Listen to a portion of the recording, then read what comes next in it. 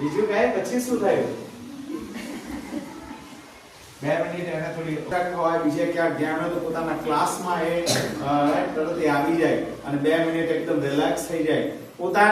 પોતે કોણ છે એવું કીધું ને, હું પવિત્ર આત્મા છું.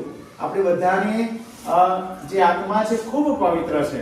અજર અમર આત્મા, રાઈટ, એને કોઈ મારી નથી શકતો, અગ્નિ બાળી નથી શકતો, રાઈટ. એટલી પવિત્ર આપણી આત્મા છે અને એની સાથે આપણે સંવાદ કરવાનો છે. મન મંદિર, આપણે મંદિરે જઈએ એવું સાહેબે ડેફિનેશન કહી ગયું. તમે મંદિરે જાઓ છો તો મંદિરે એ મંદિરમાં અંદર જવાનું છે, અંદર જ બધું છે, પણ એક આપણું એકાગ્ર થાય એટલે આપણા મંદિરોને બધું બનાવ્યા છે કે ભાઈ આપણે એક પૂજાનું સ્થળ છે. આપણી અંદર અદ્ભુત શક્તિ છે, 7 ચક્ર છે આપણા, રાઈટ, આપણા બોડીમાં. એ જો 7 ચક્ર તમારા જાગૃત થઈ જાય ને, ધ્યાનથી થઈ શકે છે. ખૂબ બધું તમને બ્રહ્માંડ દેખાશે, તમને આખી દુનિયા દેખાશે. આ શું છે?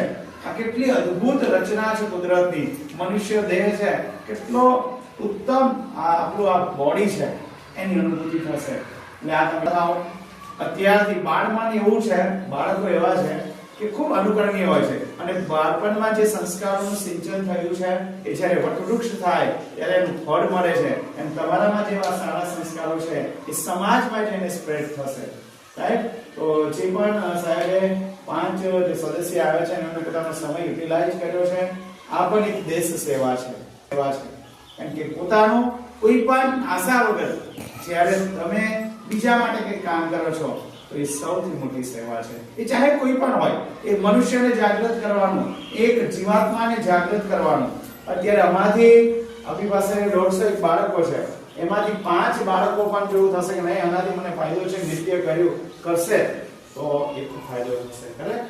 સો આપણે ટીચર્સનો ઓપિનિયન લઈએ.